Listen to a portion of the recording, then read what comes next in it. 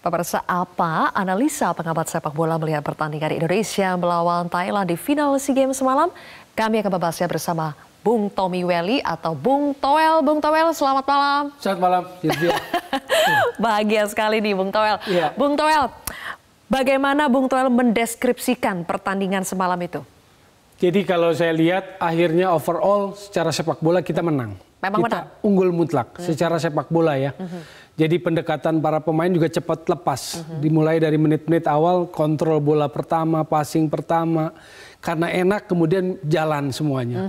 Jadi kalau kita lihat determinasi, intensitas, bobot, tekanan, itu jauh lebih bagus Indonesia dibanding Thailand. Thailand seperti kaki-kaki yang lebih berat. Dan kaki-kaki kita lebih banyak berlari, speed bagus, intensitas bagus. Dan semua main bagus menurut saya sih. Oke, jadi semalam itu pemainnya semuanya bagus menampilkan permainan terbaik mereka ya. Bung Toel, kita akan lihat satu persatu gol yang terjadi semalam. Totalnya ada 7 gol ya, 5 untuk kita, kemudian 2 Thailand. Ini gol pertama yang tercipta. Kita lihat bagaimana ada operan. Fernando Dewangga kemudian ditanduk ke dalam, Sananta. Ya. Ini kan sebetulnya trademarknya Pratama Arhan di sini. Kalau saya sebagai pengamat bola nggak menyangka Alfrenda Dewanda melakukan sesuatu yang sama. Artinya dia punya kemampuan yang kurang lebih mirip dengan Pratama Arhan. Dan lemparan ke dalam inilah, set piece bola mati lemparan ke dalam inilah yang mengubah atau mencairkan suasana. Karena kita lihat berhasil ya. Berhasil membuat keunggulan 1-0 di babak pertama dan ini makin membuat pede. Percaya dirinya mulai muncul. Oke, jadi meskipun absennya Arhan bisa digantikan perannya oleh Dewangga, kemudian kalau Arhan muncul digantikan oleh Haikal, Al-Hafiz bek kiri. Tetapi kemampuan lemparan ke dalamnya yang digantikan. Betul. Ya. Oke. Gol pertama, kemudian kita lihat apa yang terjadi di gol yang kedua. Lagi-lagi Sananta, kita lihat ini. Nah, ini agak kontroversial ya. Iya, betul. Ketika ada drop ball tapi kemudian wasit asal Oman mensahkan gol tersebut. Nah, ini dia. Nah, cantik sekali kalau kita lihat golnya ini. Betul sekali. Ini kan sebuah kelengahan. Kalau kita lihat dari sisi Thailandnya adalah sebuah kelengahan, kehilangan konsentrasi, dan kemudian terjadi gol. Lihat positioning menjaga gawang aja juga salah. Lalu 2 center back pun gagal mengantisipasi bola. Jadi kalau mereka mengharapkan bola fair play, mereka pun sebetulnya tidak harus bereaksi ya. Tapi mereka juga bereaksi, tapi gagal. Buruk sekali. Dan kecepatan Sananta lebih cepat dalam mencuri bola ya. Oke, tapi meskipun ini kontroversial, tapi menurut Anda keputusan wasit dalam mensahkan gol ini sudah benar ya? Sudah benar. Ya? Dan kemudian setelah inilah skenario Thailand berantakan. Maka dia melakukan pergantian yang cukup banyak habis gol kedua ini. Habis gol kedua ini ya. Oke. Kemudian kita lihat, nah ini masuk ke orang-orang bilangnya prank, Bung Toel. Karena ketika kita merasa sudah mau selesai, ini Thailand memperkecil. Nah, sebelum itu ternyata Thailand berhasil memperkecil. Jadi 2-1. Lalu dianggap selesai, ternyata belum. Ini dia peluit yang orang-orang bilang kita kena prank, Bung Toel.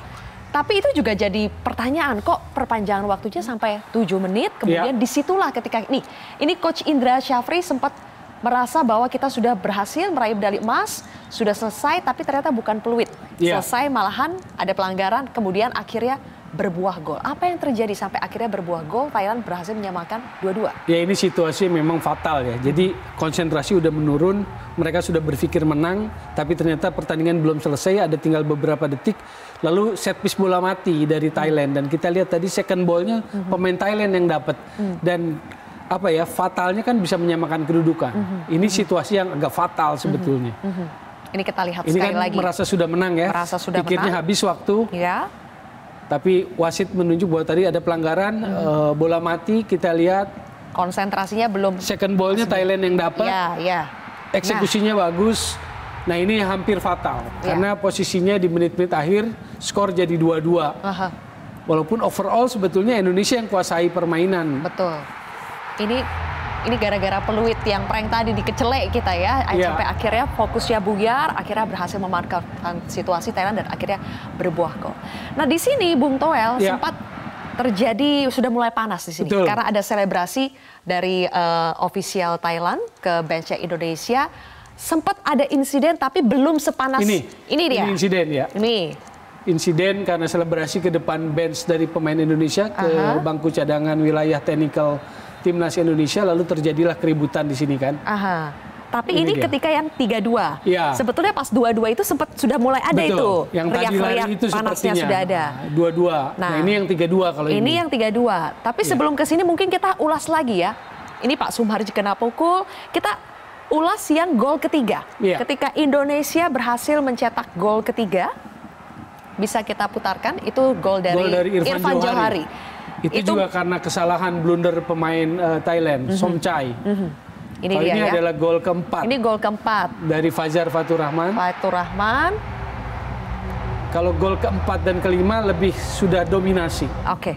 Sudah gol yang menghabisi lah. Nah, ini gol dominasi. Ini gol keempat lagi ya? Gol keempat. Oke. Gol ketiga mungkin kita agak skip videonya, tapi apakah Bung Toel gol ketiga itu ketika kita sudah nyaris menang tapi ternyata sama kedudukannya, gol ketiga dari Irfan Johari, menurut Anda itu gol yang kembali membangkitkan semangat kita, fokus kita? Yes, itu gol ketiga itulah gol yang sebetulnya kunci kemenangan. Setelah 2-2, lalu perpanjangan waktu, dan di menit awal perpanjangan waktu bisa bikin gol. Itu yang sebetulnya kunci yang membuat moral pemain kita makin tinggi. Iya, tapi meskipun ada insiden setelah gol ketiga itu memanas Pak Sumarji sampai kena pukul. Nah, tapi di gol keempat tadi kita lihat yang tercipta lewat Fatur Rahman, kemudian juga yang terakhir Beckham. Itu gol apa? Gol keempat kelima sudah gol yang mendominasi. Gol yang makin menyakiti lah Thailand. Karena Thailand saat itu sudah 8 pemain. 8 pemain. Iya, kartu merahnya sudah ada 3 ya. Strikernya Terasak dapat, nomor 4 Jonathan Kemdi dapat juga kartu merah. Sebelumnya kiper. Kiper Thailand yang waktu ada keributan dengan Komang Teguh. Pemain belakang kita nomor 4. Jadi mereka sudah dalam kondisi yang sudah habis. Dan sudah kelelahan sekali ya. Dengan 8 pemain melawan kita. Menurut Anda ketika final ini dinobatkan sebagai, netizen mengatakan ini terpanas karena banjir kartu merah total sampai ada 6, kartu kuning 16. Anda sepakat dengan itu, dan apakah keputusan wasit memberikan kartu sebanyak itu sebagian menurut Anda sebagian besar betul? Saya pikir firm ya. Keputusan wasit banyaknya kartu kuning dan juga kartu merah karena terjadi insiden menurut saya adalah sesuatu yang firm dari wasit. Keputusan yang menurut saya benar. Oke. Tapi pada akhirnya kita lihat ini Bung Toel meskipun sangat panas, penuh drama, tegang sekali, tapi sekali lagi kalau kita lihat kunci kesuksesan dari pemain timnas U22 saat ini seperti apa? Dan kalau kita lihat peran Coach Indra Syafri bagaimana? Ya pastilah sebuah tim ada peran dari kepelatihan yang membentuk tim itu, mengkomposisikan, men-set game plan-nya, lalu memberikan persiapan. Tapi jangan lupa bahwa ini generasi yang juga kalau kita bicara Rizky Ridho, Beckham Putra 2019 kalau kita bicara ya. Mereka persiapan sebetulnya untuk Piala Dunia U20 yang karena Covid nggak jadi. Lalu ganti generasi, generasinya Ferrari masuk. Jadi ini kombinasi dari generasi itu. Jadi saya pikir ini sebuah proses dari anak-anak muda yang muncul belakangan, dan terutama kalau kita lihat dari 11 pemain pertama itu rata-rata mereka yang selalu tampil reguler di kompetisi Liga 1. Jadi mereka yang punya jam terbang bagus, reguler di kompetisi kelihatan kematangannya sekali. Gitu loh. Kematangan bermainnya mulai muncul. Oke, banyak yang bilang bahwa mereka ini atau kemenangan kita itu adalah momentum, lagi-lagi disebut momentum kebangkitan. Menurut Anda supaya momentum ini tidak hilang, Bung Toel, sedikit sebelum kita selesai. Yang pertama, sebelum kebangkitan dulu sebetulnya ini adalah memutus barrier, memutus handicap yang sekian lama kita selalu mentok. Mentok di final, 32 tahun gagal di final. Jadi buat saya ini adalah sebuah awal yang bagus. Karena barrier, hambatan, handicapnya putus atau runtuh. Nah ini berarti titik awal, stepping stone untuk kedepannya lagi. Apakah ini bisa jadi trigger untuk sepak bola Indonesia makin berkembang gitu loh. Oke, apakah ini bisa menjadi trigger atau jangan-jangan kalau kita lengah malah mundur lagi? Jangan sampai ya. Kami akan bahas itu lebih jauh pemirsa usai jeda berikut ini. Saya ucapkan terima kasih kepada Bung Toel. Sama-sama. Dan sekali lagi selamat untuk kita semua ya. Garuda Muda hebat. Buat Garuda.